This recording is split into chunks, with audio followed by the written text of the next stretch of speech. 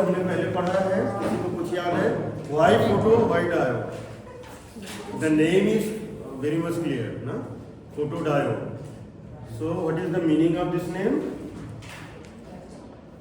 Diode which operates when light is incident on it, na? So what happens when light falls on a diode? कोई answer कर पाएगा? What happens when light falls on a diode? Light के साथ क्या होगा? Light energy लेके आएगा in the form of photons. वो फोटॉन्स जब आपके डायोड को हिट करेंगे तो वहां पे इलेक्ट्रॉन होल पेयर जनरेट करेंगे. And in this way there will be current through your diode. अगर आपने सर्किट कंप्लीट कर रखा है, सर्किट इनकम्प्लीट है, then there will be voltage difference created across the diode. So photo conductivity, the conductivity due to photons or due to light. This is photoconductivity. The diode which works on this principle is photodiode. So basically what is important in photodiode? Photodiode works in reverse bias mode. So that is one important question. photodiode में reverse biasing है, light emitting diode में forward biasing था. ये एक basic difference है दोनों में. और दूसरा basic difference है लाइट emitting diode में लाइट इमिट होती है, जबकि फोटो डायोड में लाइट फॉल होती है, लाइट एब्जॉर्ब होती है, एंड देन करंट फ्लोज ना. सो दोनों एक दूसरे के अपोजिट जैसा दिखते हैं, एलईडी एंड फोटो डायोड. तो फोटो डायोड में जो सबसे इम्पोर्टेंट क्वेश्चन अक्सर आया है वो इसकी बायसिंग का क्वेश्चन है, और दूसरा इसके प्रिंसिपल का, इलेक्ट्रॉन होल पेयर जनरेट कैसे होते हैं.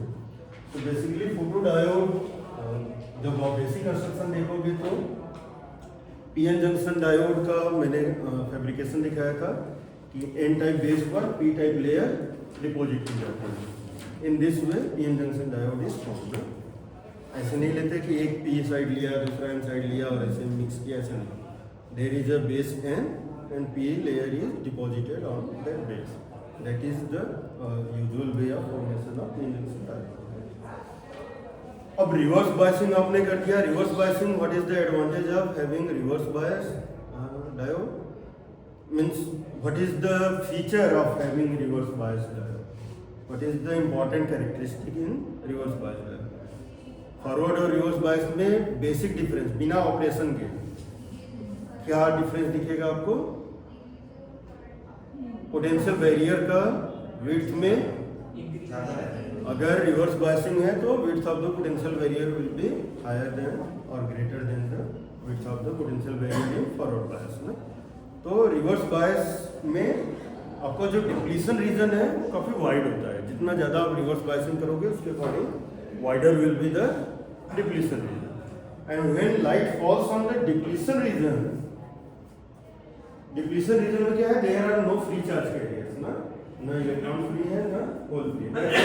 Depletion region. When light falls on the depletion region electron hole pair will be created. अगर वो बैंड गैप के ज़्यादा लाइट की एनर्जी है तो electron hole pair will be created.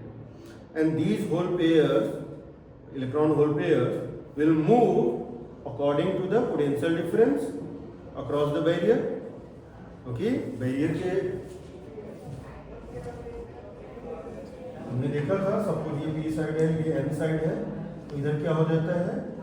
किधर से किधर कौन मूव करेगा? इलेक्ट्रॉन किधर से किधर जाएगा?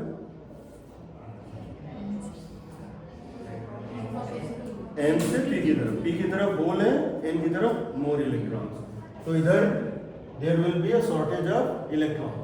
सो it will be small, there will be small positive charge due to diffusion of charge. So if you create a electron hole pair here, कौन किधर मूव करेगा?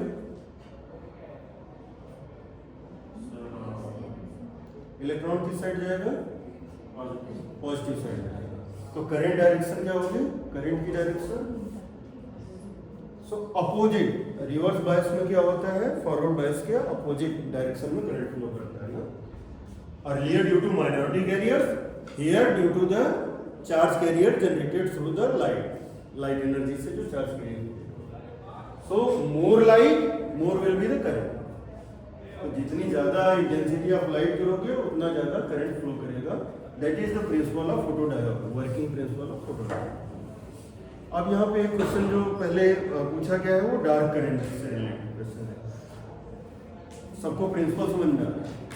डार्क करंट नाम है इसका. डार्क करंट का मीनिंग क्या है? A current which flows in the dark means there is no photon, there is no light, still there is a small current. वो करंट कहाँ से आ गया? लाइट है नहीं, माइनॉरिटी चार्ज कैरियर है पहले से, और थर्मल एजिटेशन है. रूम टेम्परेचर भी कुछ तो टेम्परेचर है ना, तो there are thermally generated carriers. So जो thermally generated minority charge carriers हैं, due to those carriers there is a very small current in the dark also. So that current is known as dark current. तो आपके photo diode का जब equation लिखते हो तो आई total जो होता है I not equal to I S reverse current plus I D. तो I D is nothing but the dark component. That non zero component is always there due to thermal agitation, thermally generated. So due to minority charge carriers and thermal agitation. Minority charge carrier generated through thermal agitation और thermal energy, क्योंकि room temperature is non zero temperature. 0 kelvin अगर होता तो there will be no dark current. 0 kelvin पे there is no thermal fluctuation, no thermal energy. But usually जो हमारी normal life है वो 0 केल्विन पे पॉसिबल नहीं है. तो dark current is always there practically.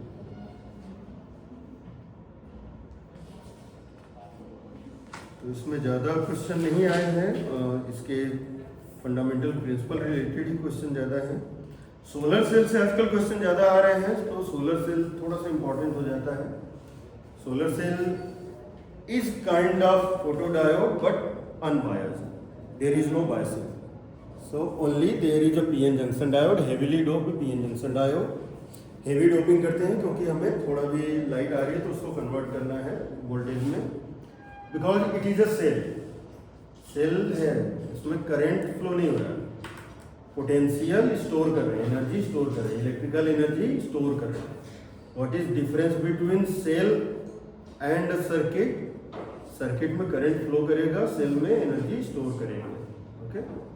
तो सोलर सेल में कभी भी आप बायसिंग का आंसर मत दे देना अगर कभी वाइवा में कोई पूछे या इंटरव्यू में. ओके. सेल है ना, सेल से जब हमें एनर्जी लेनी होगी तो हम उसका सर्किट कंप्लीट करेंगे.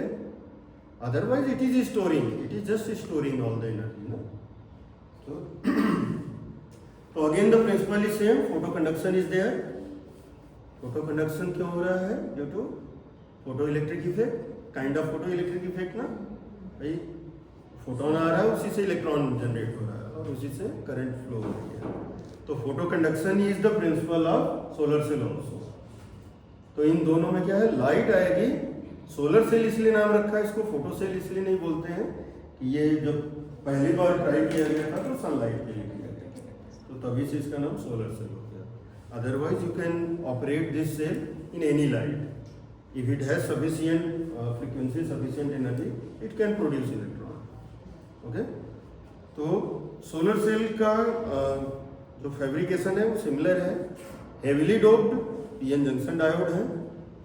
एक मेटेलिक कॉन्टैक्ट नीचे लगाते हैं, एक मेटेलिक कॉन्टैक्ट ऊपर लगाते हैं. क्यों मेटेलिक कॉन्टैक्ट क्यों चाहिए? कैथोड और एनोड बनाने के लिए.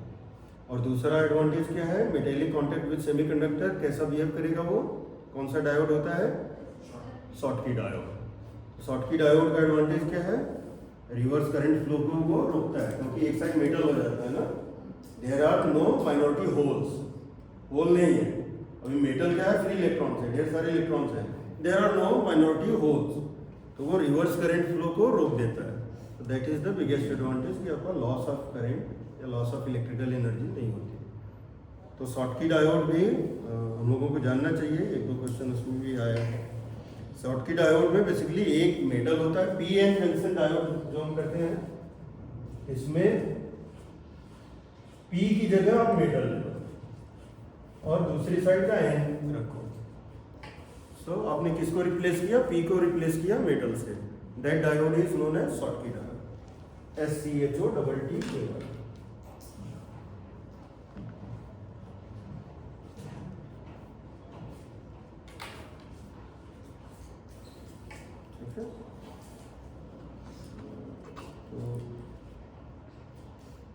तो सोलर सेल की वर्किंग ऑलमोस्ट सबको समझ में आ रही होगी। हाँ, एक चीज इसमें इंपॉर्टेंट है कि P layer always escape thinner than the N layer. Reason behind that is, suppose we have such kind of structure. Suppose this is our P layer, this is N layer. इसी में small metallic contact दे दो और यहाँ पर वो crisp वो finger जैसा metallic contact देते हैं। फिंगर इसलिए देते हैं क्योंकि बीच में गैप रहना चाहिए ना, पूरा अगर कवर कर दिया लोअर पार्ट को तो पूरा कवर कर सकते हैं metallic contact, but light falls from the upper side, तो वहाँ पे आपको लाइट को एंटर करने के लिए रास्ता चाहिए। सो यहाँ पे जो मेटेलिक कॉन्टेक्ट बनाए जाते हैं, यहाँ पे वर्टिकली आप देखोगे तो कुछ इस टाइप के होते हैं, ऑलमोस्ट पूरे पी को कवर कर रहे होंगे लेकिन बीच में गैप छोड़ते हैं, तो इसको फिंगर लाइक स्ट्रक्चर बोलते हैं, metallic contact, finger like metallic contact. वो इसलिए क्योंकि लाइट को एंटर करने के लिए रास्ता चाहिए ना, ये पूरा मेटल है, अगर पूरा सरफेस कवर कर दोगे तो लाइट कहाँ से एंटर करेगी। ओके, समझ में आ रहा है कंस्ट्रक्शन का principle. And P layer is usually kept very thin as compared with the N layer. The reason behind that is क्योंकि लाइट तो पी लेयर से ही आ रही है ना, तो जो भी चार्ज कैरियर जनरेट होंगे, अगर चार्ज कैरियर जंक्शन पे जनरेट हो रहा है तब तो उसके लॉस होने का चांस बहुत कम है। जंक्शन के अक्रॉस वो due to potential difference collect होता रहेगा एंड जंक्शन के जो पोटेंशियल डिफरेंस है वो इंक्रीज करता रहेगा। बट अगर कहीं पी लेयर में जनरेट किया आपने तो क्या लॉस है, वहाँ पे नुकसान क्या है, पी में होल्स ज़्यादा हैं, जैसे इलेक्ट्रॉन जनरेट होगा वो होल में चला जाएगा, तो you will lose that part of charge carrier. तो पी लेयर को पतला रखते हैं, एटलीस्ट कम से कम लॉस हो, इसीलिए सोलर सेल की एफिशिएंसी बताई जाती है कि मोर देन 30% होना। अभी तो 24% भी नहीं पहुंच पा रहे हैं, दैट इज आइडियल केस। 24% भी अगर पहुंच गए आप तो, क्योंकि there are so many losses. एक तो सनलाइट हमेशा वर्टिकल फॉल नहीं होती है, तो कुछ तो रिफ्लेक्ट करेगा ही उसका, अगर ऑब्लिक इंसिडेंस है तो एफिशिएंसी कम होगी, कुछ मटेरियल एब्जॉर्ब करेगा, पी लेयर एब्जॉर्ब करेगा, जनरेट करने के बाद भी वो लूज करेगा, कुछ स्किप करके जंक्शन भी स्किप करके एन साइड जा करके खुद को लूज कर लेते हैं, जो जैसी एनर्जी से जनरेट हो जाए। तो there are always probability of the loss of the charge carrier, इसीलिए इसकी एफिशिएंसी बहुत अच्छी नहीं होती सोलर सेल की। तो इसमें बहुत डिफिकल्ट क्वेश्चन तो नहीं है, जस्ट इसके कंस्ट्रक्शन से रिलेटेड ही क्वेश्चन है। टाइप ऑफ डायोड्स पे जो स्पेशल डायोड्स हैं इन्हीं पे ज़्यादा क्वेश्चन आए हैं। तो एक हमने एलईडी देखा, एक फोटो डायोड, तीसरा सोलर सेल एंड चौथा है टनल डायोड। इसके क्वेश्चन ज़्यादा आ रहे हैं क्योंकि इसमें एक स्पेशल फीचर होता है। क्या फीचर होता है किसी को मालूम है? टनल डायोड हमने पढ़ा है बीएससी में था, यूजी में टनल डायोड नहीं था।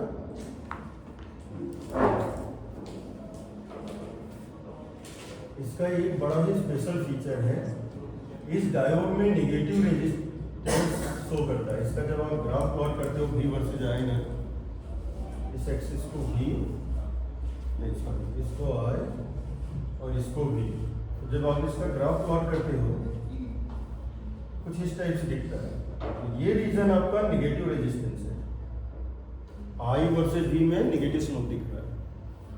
So this is a special feature of this diode. इसको हम बोलते हैं tunnel diode. The working principle behind this diode is quantum mechanical tunneling. तो चलो मैं एक्सप्लेन कर देता हूँ अगर आपने पहले नहीं पढ़ा है तो।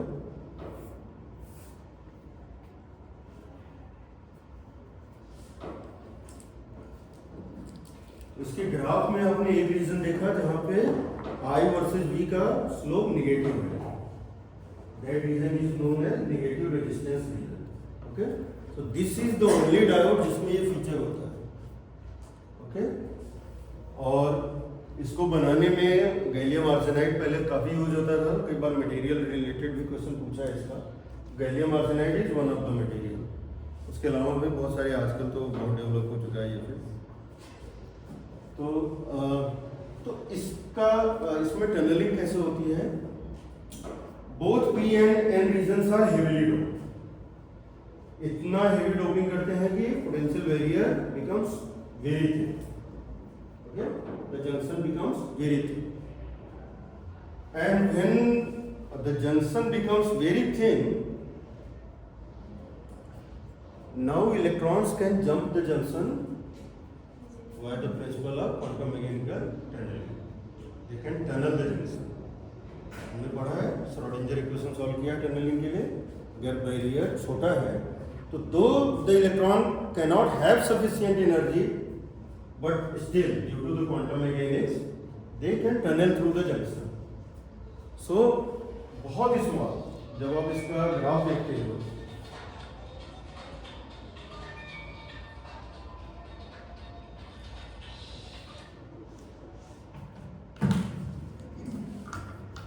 This is the diode which starts, जिसमें करंट हमें जीरो से स्टार्ट दिख रहा है. बाकी सभी डायोड में कट ऑफ रीजन था, उसके बाद करंट फ्लो दिखता है ना. In this diode the current starts from zero itself because there is due to the tunneling electrons. When as soon as you apply the voltage there will be, क्योंकि barrier इतना thin कर चुके हैं ना कि थोड़ा भी वोल्टेज दिया तो इलेक्ट्रॉन आसानी से बैरियर को जंप कर रहे हैं और दूसरी तरफ बढ़ा रहे हैं. So due to the tunneling of the electrons you can get very small, बहुत ज़्यादा करंट नहीं होती है. ये मैंने आइडियल ग्राफ में प्लॉट किया, आप लोग स्टैंडर्ड देखना, थोड़ा ही करंट मिलेगा. But due to tunneling of electrons you will get the current at zero, almost non-zero voltage, any non-zero voltage, you will get the current. Okay? But उसके बाद ये एक पीक पर पहुंच के एकदम से डिक्रीज क्यों करता है? Suppose this is the peak, VP के corresponding जो भी आई है, एकदम से फिर डिक्रीज क्यों करता है? क्योंकि जो बैरियर के क्रॉस डिफ्यूज इलेक्ट्रॉन पे जो कि टनल कर रहे थे, वंस दे ऑलमोस्ट डिफ्यूज, वो पूरा का पूरा बैरियर क्रॉस कर गए, then there will be shortage of charge barrier. तो अभी आप टनल किसको कराओगे? अगर ऑलमोस्ट जो बैरियर के क्रॉस थे, जिनको आसानी से हम टनल करा रहे थे, वो सब टनल कर रहे थे. तो now there will be no charge to tunnel through, और फिर वहाँ पे वो एकदम से डिक्रीज करता है. और उसके बाद फिर नॉर्मल डायोड जैसे बिहेव करने लगता है. तो after this region it behaves like a normal diode.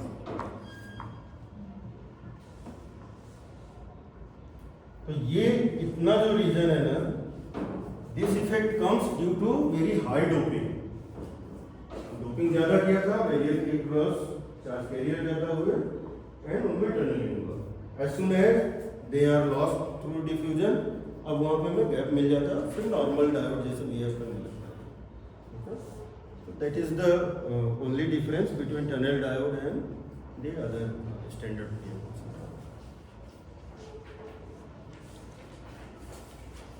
तो इसका एडवांटेज क्या है? ये स्विच की तरह बिहेव करता है. ये ऑसिलेटर, टनल डायोड ऑसिलेटर की तरह बिहेव करता है. स्विच में इसका रोल ज़्यादा यूज करते हैं.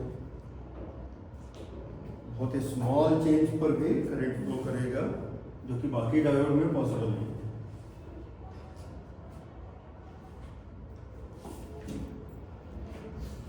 अब जो एक स्पेशल टाइप ऑफ डायोड है, वो उसका नाम देते हैं वायरेक्टर डायोड. वायरेक्टर, इसका फुल फॉर्म किसी को याद है? वायरेक्टर डायोड. ये किसका शॉर्ट फॉर्म है? Variable capacitor. वेरिएबल कैपेसिटर जब कंबाइन करते हैं तो इसको हम वायरेक्टर बोलते हैं।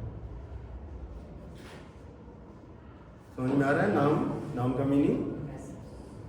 Variable capacitor diode is varactor diode. Okay, so how किसी को याद है कैपेसिटर कैसे बनता है? दो plates, one positively charge, the other is negatively charge. हमारा पोटेंशियल बैरियर जो डिप्लीशन रीजन है वो कैपेसिटर की तरह बिहेव करेगा क्या? एक साइड पॉजिटिव है, एक साइड नेगेटिव है, and there is gap D. तो कैपेसिटेंस का फॉर्मूला क्या होता है? What is the formula for capacitance? C, अगर मैं दो प्लेट्स दूं इक्वल साइज इक्वल एरिया के, उनके बीच का डिस्टेंस डी दूं, suppose this is positively charged, this is negatively charged, the distance between the two plates is d, the area of each plate is a, and suppose the medium is air only, then C equal to epsilon A by D, ना? Epsilon A by D. Suppose this gap is filled with a medium having dielectric constant K, then what will be the change in the formula? K will be multiplied with epsilon. Huh? So if K is the dielectric constant, then your C will become K epsilon naught A by D. Okay? And similar happens with your PN junction diode. PN junction diode के cross क्या दिख रहा था हमें? इधर plus दिख रहा था, इधर माइनस दिख रहा था, एग्जैक्टली सेम साइज के हैं दोनों, तो it is behaving like a capacitor. अभी हमने ये देखा capacitance is inversely proportional to D. अगर डी वेरी करे तो कैपेसिटेंस वेरी करेगा, and that is the principle of varactor, variable capacitor. Diode में रिवर्स वोल्टेज आप ज्यादा करोगे डी ज्यादा हो जाएगा, सी कम हो जाएगा। रिवर्स वोल्टेज कम किया, डी कम हो जाएगा, सी ज्यादा हो जाएगा। समझ में आ रहा है कैसे क्या हो रहा है? नहीं, रिवर्स वोल्टेज क्या करेगा? It will increase the width of the barrier, and if you are increasing the distance between the two plates, capacitance will decrease, and vice versa. किसी का डाउट है तो पूछो। And that facility is very easily available in diodes. बाकी capacitor में ये काम करने के लिए खुद से मैनुअली लगना होगा या कुछ मशीन करना होगा। यहाँ तो जस्ट हमें वेरिएबल वोल्टेज अप्लाई करना है, रिवर्स वोल्टेज वेरी करते जाओ, डी चेंज होता रहेगा, and you will gate. And इसका यूज एफएम रेडियो में अब एक्चुअली जो चेंज करते हो वो कैपेसिटेंस ही चेंज करते हो ना, और उसके करस्पॉन्डिंग आप फ्रीक्वेंसी चेंज कर रहे होते हो। जो हम ट्यूनिंग कर रहे होते हैं that is nothing but varactor diode. इसीलिए पहले वाले ट्रांजिस्टर बड़ी साइज के आते थे जिसमें वॉल यूज होता था, अभी पॉकेट ट्रांजिस्टर आ रहे हैं, हम उसको ट्रांजिस्टर बोल रहे हैं बट एक्चुअली वो रेडियो कहलाता था पहले। तो due to transistor and diode the circuit is very compact. अभी तो पॉकेट में लेके आराम से, इवन मोबाइल फोन में सब में एफएम रेडियो आता है, तो ये छोटी सी जगह में इंटीग्रेट कर सकते हैं। पहले तो रेडियो काफ़ी बड़ी साइज के होते थे, अगर आपको अपने घर में पूछना किसी ने देखा होगा तो इतने बड़े बड़े होते थे, एक एक टेबल भर का रेडियो होता था, और बहुत हार्ड होता था। उसकी अगर अंदर ऑयलिंग ग्रीसिंग कम हो गई ना तो आप ट्यून करने में मेहनत लगती थी। हमारे बचपन में हमने देखा है, आप लोग शायद नहीं देखते होंगे।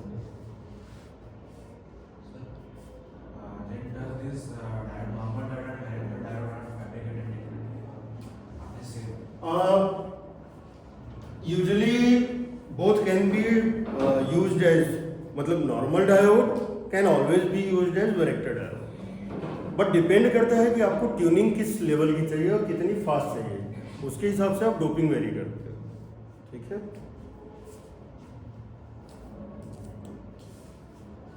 तो अगर आपको वेरेक्टर डायोड के लिए फॉर्मूला है कैपेसिटेंस का, तो कौन सा फॉर्मूला यूज करोगे? K epsilon. क्योंकि K is there, semiconductor material is there. You can't fill with air gap ना.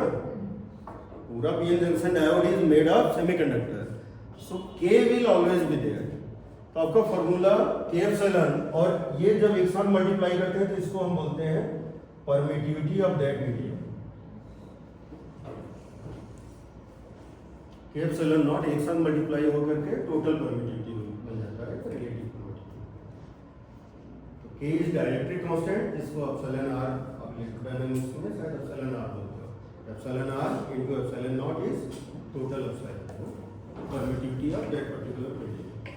आपको न्यूमेरिकल में एग्जाम में क्या करेगा, जो भी सेमीकंडक्टर आप यूज करोगे उसकी परमिटिविटी गिवन होगी, and formula is same. Capacitance is always having the same formula.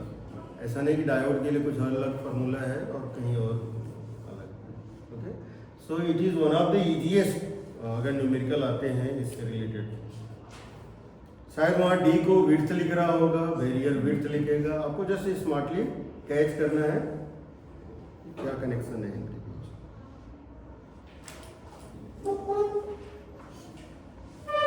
और कैपेसिटेंस वेरी करने से फ्रीक्वेंसी वेरी होगी, कोई फार्मूला है क्या अपने पास ऐसा?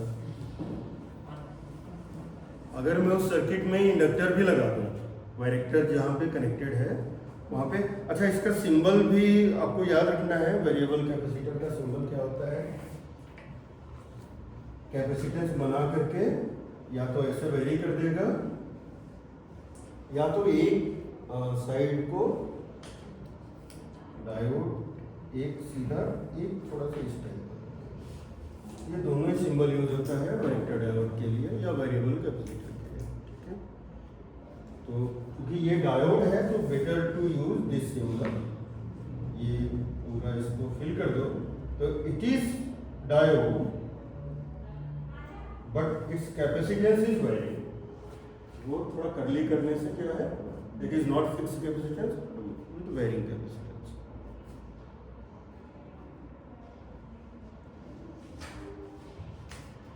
फ्रीक्वेंसी का कैपेसिटेंस का क्या रिलेशन है? हमने पढ़ा क्या रेजोनेंस के समय, मतलब एलसी सर्किट पढ़ा है हमने। एलसी सर्किट का फॉर्मूला क्या है फ्रीक्वेंसी का? 1/2π√LC। तो in that way you tune your radio. आप सी वेरी करते हो, एल फिक्स रखो, इंडक्टर जो है वो फिक्स रखो। तो एलसी सर्किट है, you are just varying C to change the value of frequency.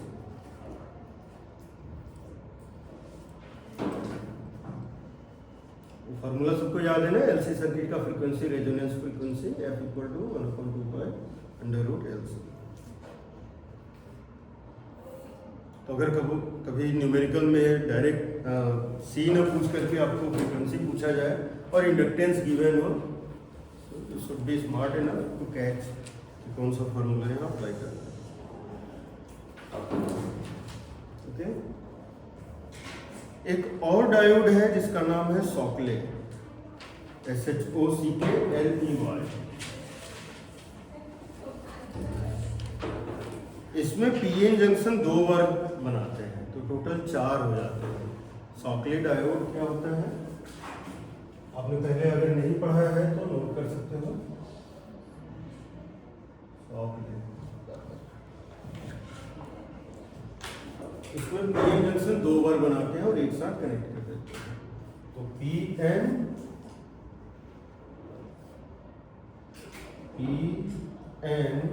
P और N रिमेनिंग, तो वो इक्वल साइज का बनना चाहिए। मैंने थोड़ा सा बड़ा छोटा कर दिया। ये है सॉकले का।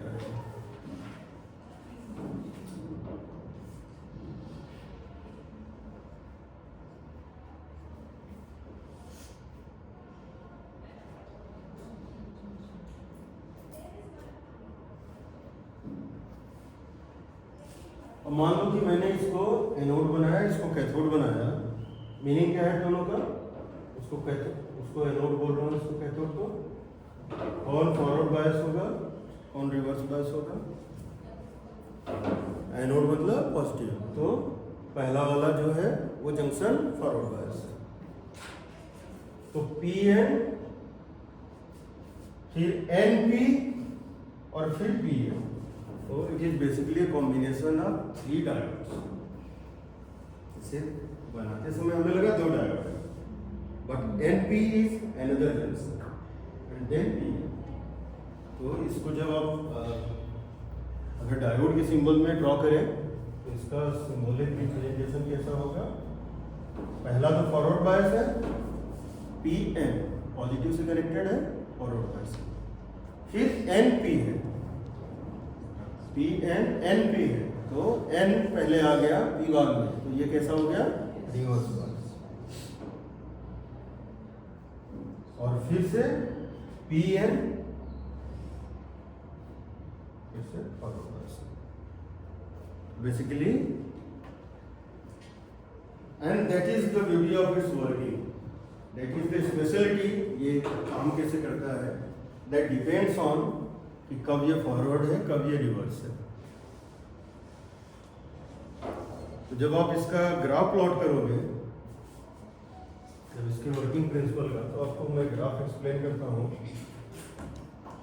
V वर्सेस I स्टार्टिंग में बहुत कम चेंज आएगा, फिर इस टाइप से दिखेगा। तो इसका ग्राफ नेगेटिव रेजिस्टेंस नहीं दिखा रहा है, बट स्टार्टिंग में जो है ये बड़ा अपोज करता है एक सर्टेन वोल्टेज तक। तो किसकी वजह से आता है? करंट इंक्रीज नहीं करने दे रहा है, जबकि फॉरवर्ड बायसिंग मैंने कर दी, ऊपर फॉरवर्ड लगाया है ना, फॉरवर्ड बायसिंग है, एकदम करंट मिलना चाहिए हमें, बट बहुत स्मॉल करंट मिलता है, क्योंकि बीच वाला रिवर्स बायस।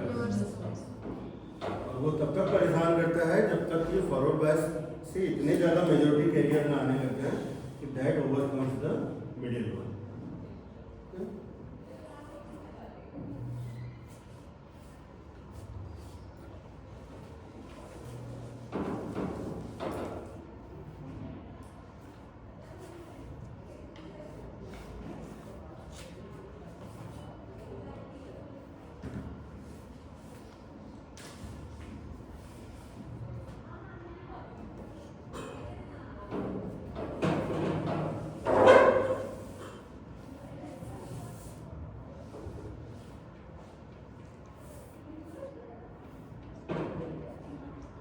शॉटकी डायोड पे भी क्वेश्चन आए हैं, ठीक है। शॉटकी डायोड आप लोग अलग से पढ़ लेना अगर भूल गया है तो। और शॉटकी डायोड का ही एडवांस वर्जन क्या था? फील्ड इफेक्ट ट्रांजिस्टर, फेट जे फेट में वही प्रिंसिपल एक्सटेंड हुआ है। तो शॉटकी डायोड आज तक किसी न किसी फॉर्म में सर्किट में यूज हो रहा है, इसलिए Schottky diode is one of the most important topic in the diode physics. अब एक लास्ट टाइप जो जानना जरूरी है हम लोगों को, वो है पिन, PIN। सबको इसका मीनिंग याद है या किसी को भूल गया है? पिन डायोड बोलते हैं इसको, नहीं पढ़ा था? अच्छा, PN के बीच में इंट्रिंसिक सेमीकंडक्टर रख दो, प्योर सेमीकंडक्टर रख दिया, that is known as PIN diode. PIN diode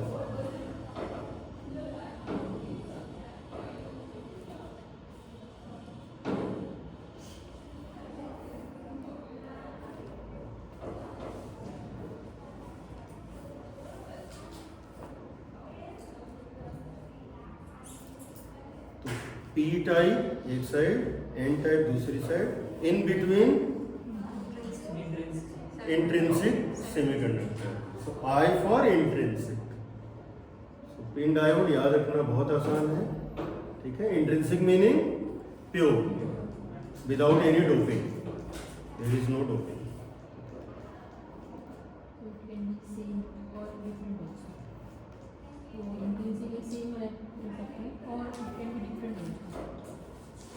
Different material. Different material. हाँ, yes, yes, okay.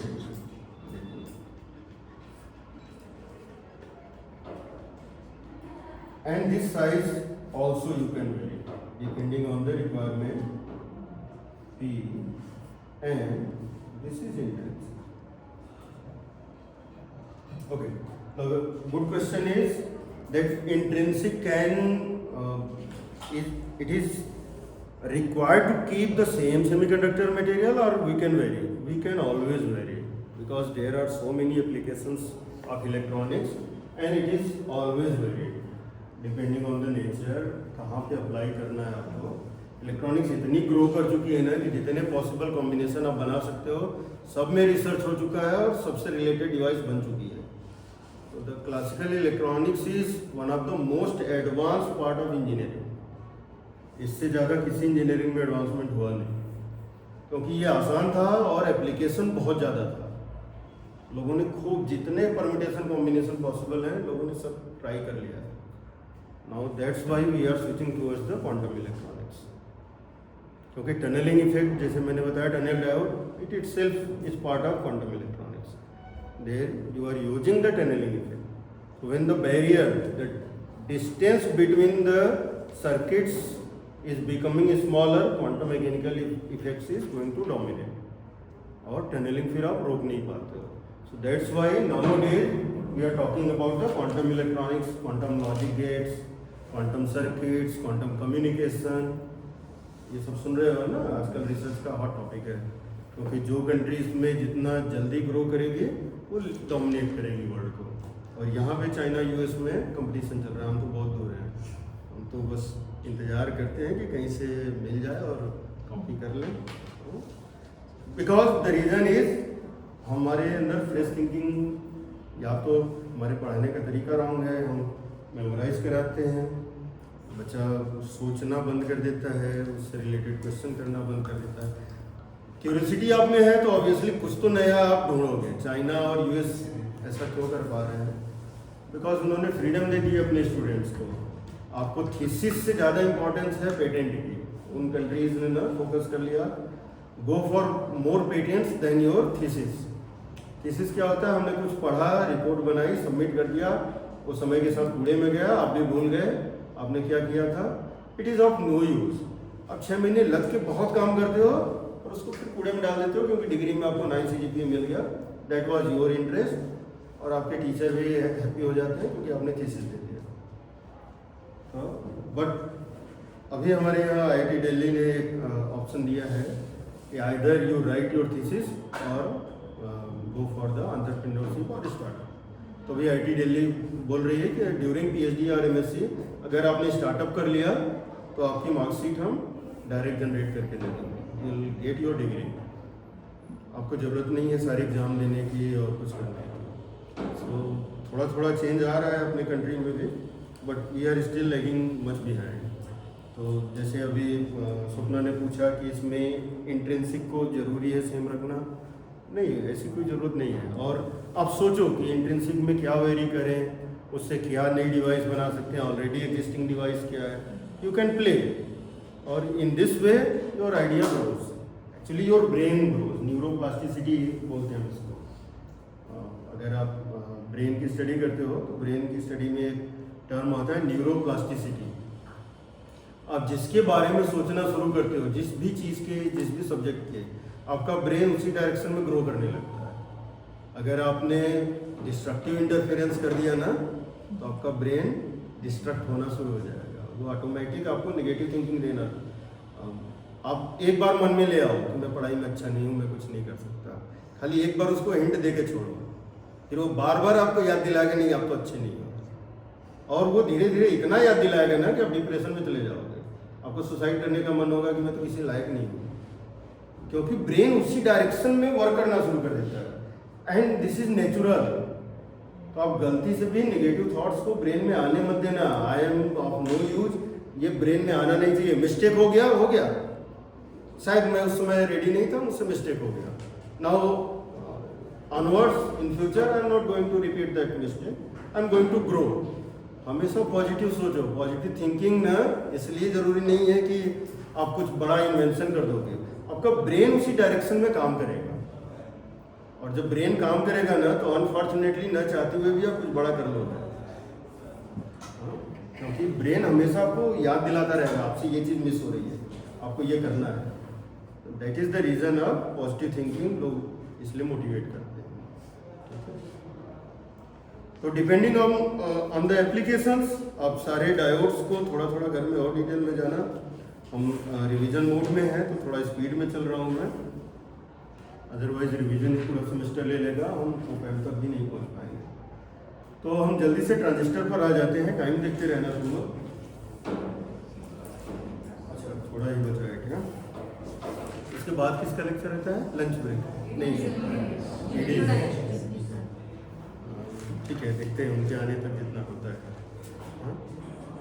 तो ट्रांजिस्टर बेसिकली क्या है? सक्रिय डायोड का ही एक शॉर्ट फॉर्म है। उसमें 3 ही कॉम्बिनेशन होते हैं, PNP या NPN ना। उसमें 4 किया हमने सक्रिय डायोड में, ट्रांजिस्टर में 3 ही होते हैं। जैसे इसका नाम है permit, what to permit? Electricity permit. So the property of permitting electricity is permittivity. The property of permeating the magnetic field is permeability. Magnetic field को परमिएटिंग कह रहा हूँ, इलेक्ट्रिक फील्ड को परमिटिंग कह रहा हूँ, क्योंकि इलेक्ट्रिक फील्ड डायरेक्ट मूव करती है जबकि मैग्नेटिक फील्ड को कर्वी लाइन लगता है ना, वो परमिएट करता है, वो बेचारा कर्व में घूम के जाना पड़ता है मैग्नेटिक। तो द नेम जो भी फिजिक्स में नाम देते हैं ना, तो डायरेक्ट मीनिंग रखते हैं, बस आपको कनेक्ट करना आना चाहिए। परमिटिविटी क्या है? वो प्रॉपर्टी जिसके थ्रू इलेक्ट्रिसिटी को वो अपने थ्रू पास होने दे, दैट इज परमिटिव, परमिशन देना। तो जिसकी परमिटिविटी जितना ज़्यादा उतनी ज़्यादा इलेक्ट्रिक। डाइलेक्ट्रिक मीडियम है, ऑब्वियसली परमिटिविटी कम है, तभी तो नाम है डाइलेक्ट्रिक। इलेक्ट्रिक का अपोजिट वो रिपेल करेगा, मतलब कम अलाउ करेगा।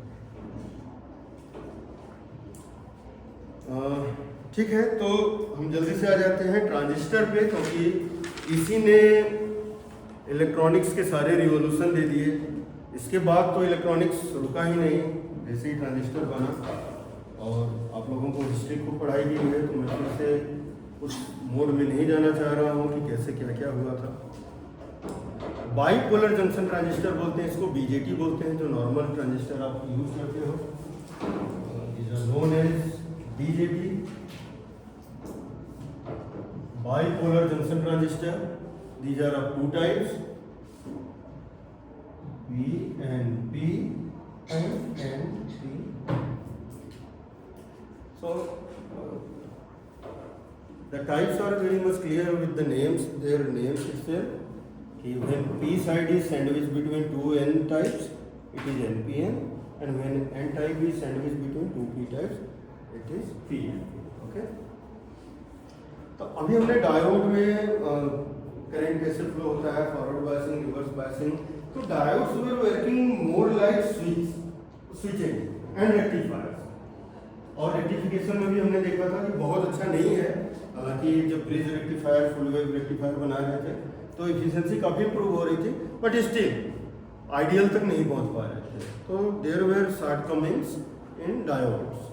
तो डायोड्स को इम्प्रूव करने के लिए ट्रांजिस्टर का कंसेप्ट आया, and before that Shockley diode was discovered. लोगों ने देखा कि सॉकेटली डायोड में अब मैनिपुलेशन की फ्रीडम ज़्यादा है रेदर देन नॉर्मल डायोड्स, और इसलिए उसके स्पेशल एप्लीकेशन पॉसिबल थे सॉकेटली डायोड। तो उसी में लोगों ने एक्सपेरिमेंट कर दिया कि 4 कॉम्बिनेशन के बजाय 3 पे ही क्यों न ट्राई करा, और 3 का कॉम्बिनेशन एक्चुअली ब्रेक थ्रू निकल गया। 3 का कॉम्बिनेशन ही पूरी इलेक्ट्रॉनिक्स इंडस्ट्री को चेंज कर दिया। तो पहले तो इनके सिंबल्स अगर सबको याद है तो सिंबल बना लो जल्दी से अपनी कॉपी में। NPN को कैसे बनाओगे, PNP को कैसे बनाओगे।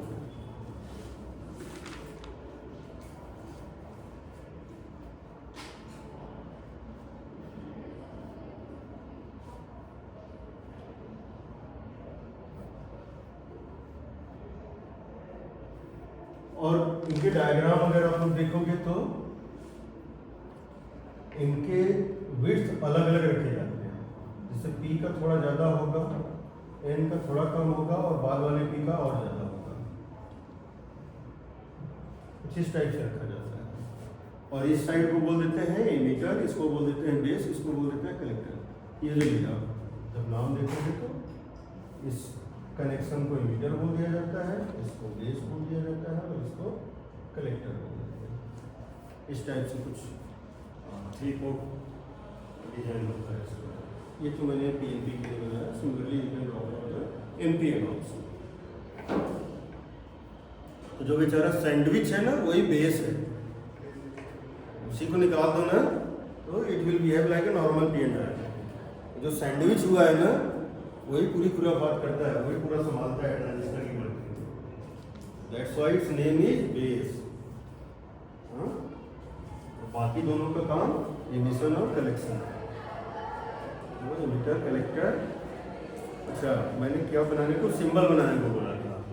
इनका सिंबल बनाते समय आपको क्या ध्यान रखना है, एमीटर में डायरेक्शन कैसे दिखानी है। जब हम सिंबल बनाते हैं, एक सर्कल बनाते हैं, बेस लेते हैं,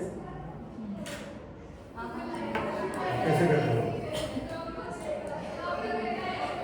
एक बेस लेते हो। अब ये है हमारा एमीटर साइड, ये है बेस साइड, ये है कलेक्टर साइड। इसमें सबसे इंपॉर्टेंट क्या होता है कि किधर से किधर डायरेक्शन दिखाना। एमीटर वाले पोर्ट पे, कलेक्टर वाले पोर्ट पे हम डायरेक्शन नहीं दिखाते, खाली मीटर पे दिखाते ना। तो पीएनपी में किधर से किधर जाएगा, क्योंकि emitter based junction is always used to be forward bias. तो फॉरवर्ड बायसिंग है, तो किधर से किधर करंट फ्लो करेगा, पी से एन की तरफ, पी से एन की तरफ करेगा। अगर पीएनपी है तो obviously emitter is P, base is N, तो किधर दिखाना है मुझे एरो, डाउन। और एनपीएन में उल्टा क्यों, क्योंकि electron will flow from N to P, तो current direction will be opposite.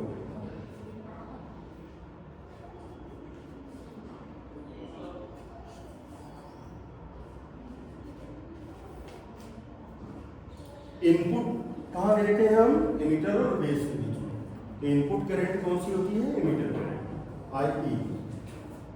ठीक है, वही करंट दो पार्ट में डिवाइड होती है, आई बी और I C. I equal to I B plus I C, that is transistor equation. I equal to I B plus I सी।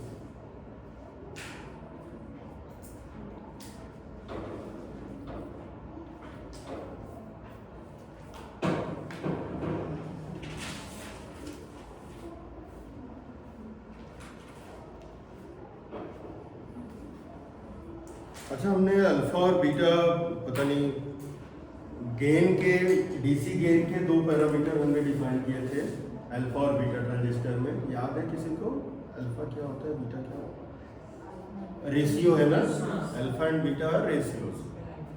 तो efficiency है, गेन की बात करता है, करंट गेन की बात करता है। तो ऑब्वियसली क्या होना चाहिए कि इनपुट आउटपुट अपॉन इनपुट होना चाहिए।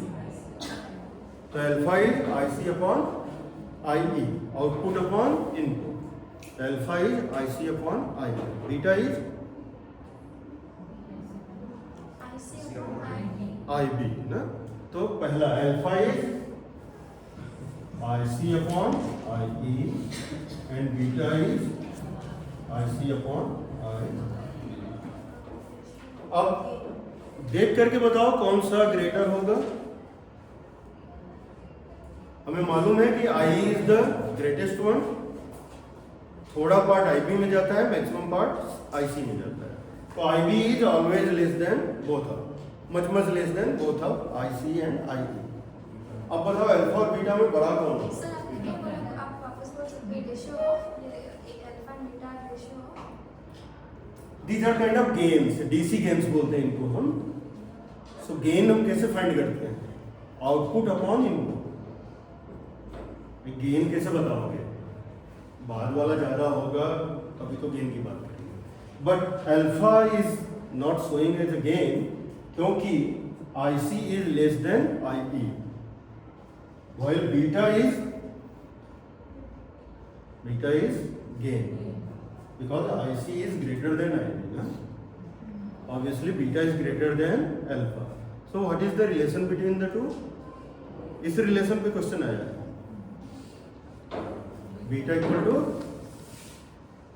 Can we derive this, try करें। आई ई को आप फुल फॉर्म कर दो। आई ई इक्वल टू क्या है, आई C plus I B. I C से डिवाइड कर दो और अल्फा के टर्म में या बीटा के टर्म में जैसे बन रहा है सब्स्टिट्यूट कर दो।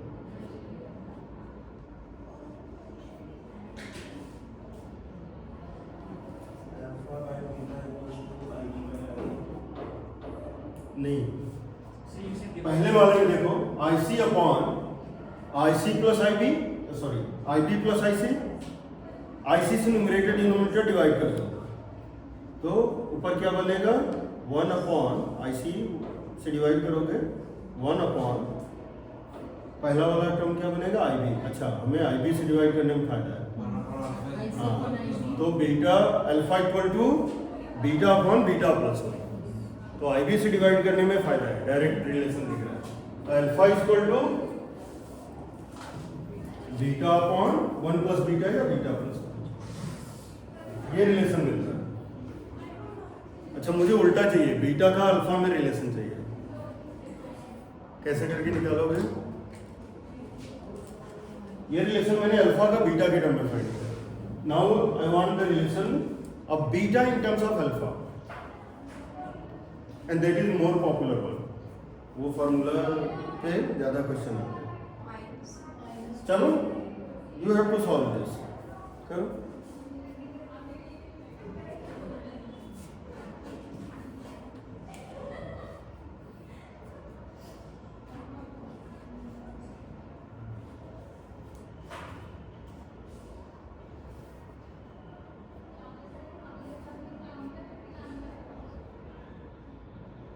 सबकी कॉपी में होना चाहिए। कैसे करना है देखो, ट्रांसफर करो, सिंप्लीफाई करो।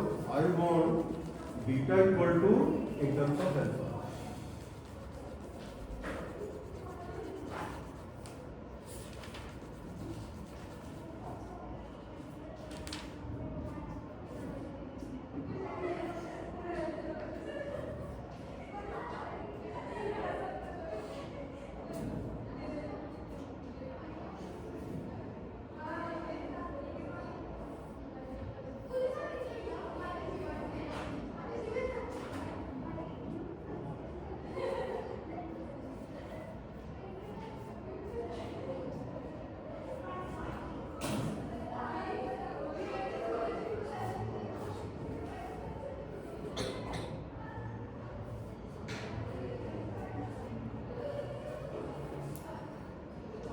इसका पेन चलना बंद हो जाएगा, मैं समझ लूंगा उसने कर लिया derive.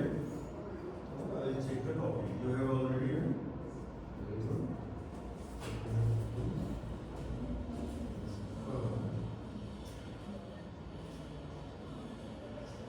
This is the formula, to multiply this.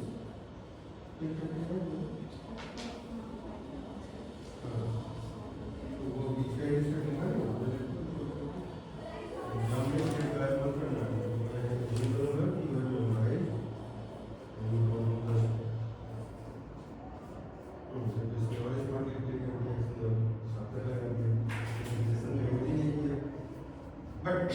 both ways you are going to get it. Beta equals to what हो गया? बाकियों से क्यों नहीं हो रहा है? उन्होंने दो अलग अलग मेथड से किया और दोनों पे सेम आंसर आ गया। तुम लोग का एक मेथड भी काम नहीं कर रहा है। ठीक है, इसने कंप्लीट कर लिया, वो ब्रेक ले सकता है because it's already 16 minutes lecture. हो सकता है सर आ गए हो, अगर किसी को टॉयलेट वॉशरूम जाना है तो जल्दी से हो। जिसका हो गया, what is the relation beta equals to,